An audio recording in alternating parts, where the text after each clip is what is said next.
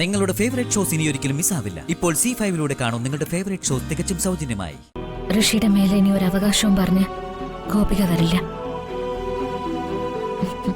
ഗോപികയിൽ നിന്ന് ഇനി ഒരു ബുദ്ധിമുട്ടും മാഡത്തിനും മാഡത്തിന്റെ കുടുംബത്തിനും ഉണ്ടാവില്ല. ഇതെന്റെ വാക്ക.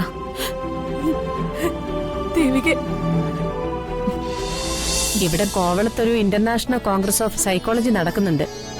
അതിൽ പങ്കെടുക്കാൻ വേണ്ടിയാ ഞാനിപ്പോ ഇവിടെ വന്നത്. വന്നിട്ട് 2 ദിവസമായി. അപ്പോ താമസമൊക്കെ സംഘാടകരെ ഇവിടെ ഒരു ഹോട്ടൽ അറേഞ്ച് ചെയ്തിട്ടുണ്ട്. അത് കൊള്ളാം. എടി, ഞങ്ങൾക്ക് ഇവിടെ ഇങ്ങനെ ഒരു വീടുള്ളപ്പോ നീ എന്തിനാ വല്ല ഹോട്ടലിലും പോയി താമസിക്കുന്നേ? നീ നിന്റെ സാധനങ്ങളൊക്കെ എടുത്ത് ഇങ്ങോട്ട് പോരെ. തിരികെ അമേരിക്കയിലേക്ക് പോകുന്നവരെ നിനക്ക് സ്വസ്ഥമായി സ്വതന്ത്രമായി ഇവിടെ താമസിക്കാം. നല്ല ഒന്നാന്തരം ഹോംലി ഫുഡും കഴിക്കാം. അതാ നല്ലത്.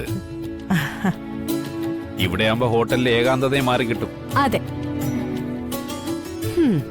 നിങ്ങളുടെയൊക്കെ താല്പര്യം അതാണെങ്കിൽ അങ്ങനെ ആയിക്കോട്ടെ. ദേ, എനിക്ക് സന്തോഷേ ഉള്ളൂ.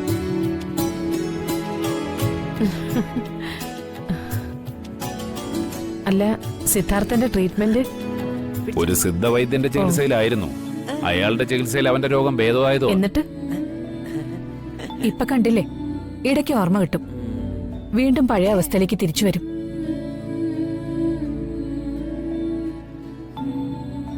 സിദ്ധാർത്ഥന് ഇടയ്ക്കിടയ്ക്ക് പഴയ ഓർമ്മകൾ വരുന്നത് നല്ല ലക്ഷണോ? ഇപ്പൊ ഞാനിവിടെ ഉണ്ടല്ലോ. ഞാനൊന്ന് ട്രൈ ചെയ്ത് നോക്കട്ടെ.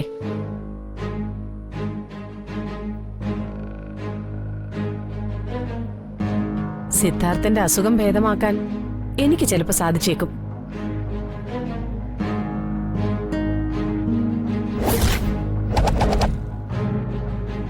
മോളെ ദൈവമായിട്ടായിരിക്കും ഇവിടെ എത്തിച്ചത്.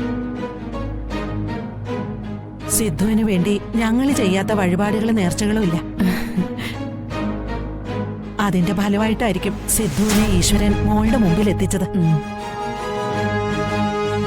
എങ്ങനെയെങ്കിലും ഞങ്ങളുടെ പൊന്നുമോന്റെ അസുഖം മാറ്റിത്തരണം.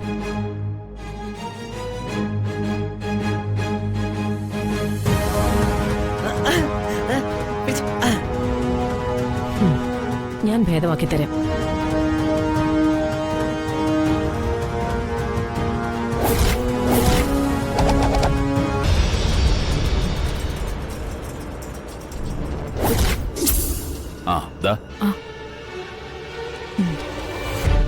ഇതാ വീണത്.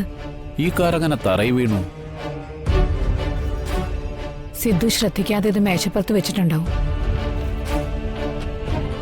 അവൻ നല്ല ഉറക്കത്തിലാ. ഉറങ്ങട്ടെ, ശല്യം ചെയ്യാൻ നിൽക്കണ്ട. ആ അപ്പുനെ ഒന്ന് വിളിക്കാം. അവനെ വിളിച്ച് കൂട്ടുകെടുത്താം. അപ്പോ അപ്പോ അപ്പോ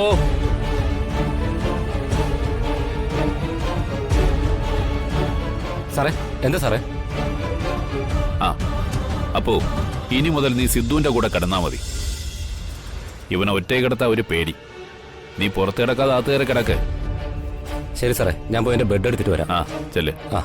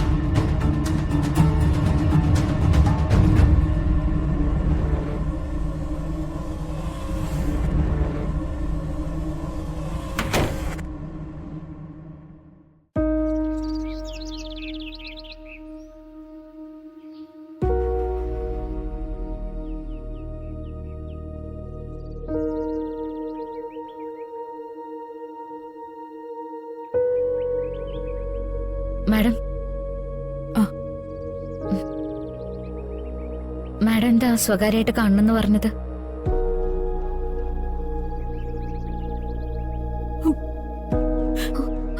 അയ്യോ മാഡം, അയ്യോ ഞാൻ നിന്റെ കാല് പിടിക്കാം.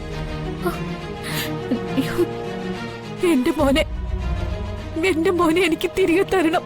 മാഡം എന്താ ഈ പറയുന്നത്? എനിക്കൊന്നും മനസ്സിലാവുന്നില്ല. ദേവിയെ, ഞാൻ ഇന്നലെ ഒരു സ്വപ്നം കണ്ടു. അതത്ര നല്ല സ്വപ്നമൊന്നുമല്ല. എന്റെ മോൻ ഋഷി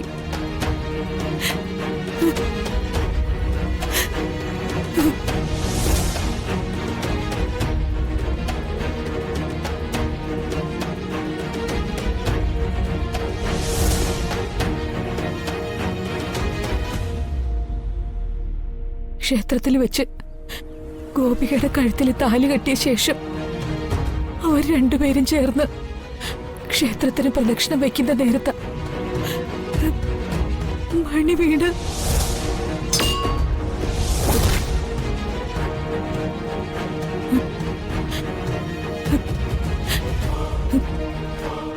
ഗോപിക ഋഷി വിവാഹം കഴിച്ച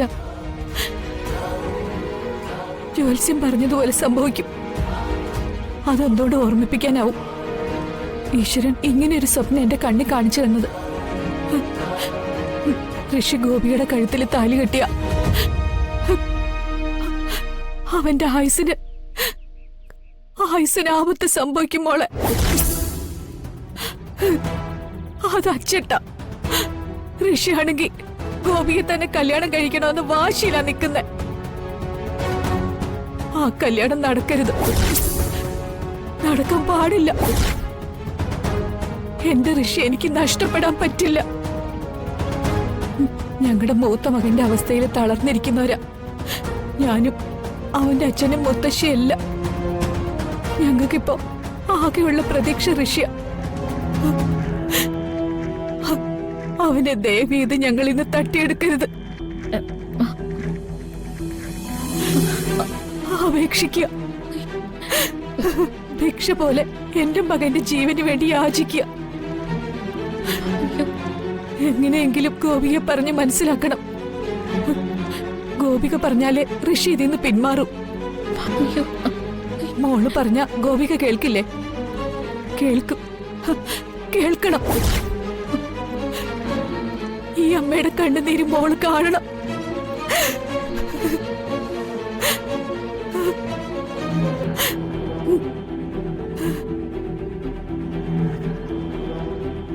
ഇല്ല, വരില്ല.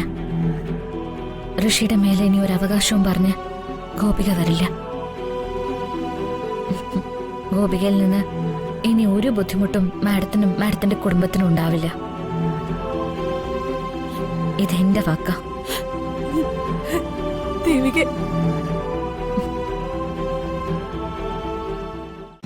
ഡൗൺലോഡ് ചെയ്യൂ C5 ആപ്പ്. കാണൂ എല്ലാ എപ്പിസോഡുകളും സൗജന്യമായി.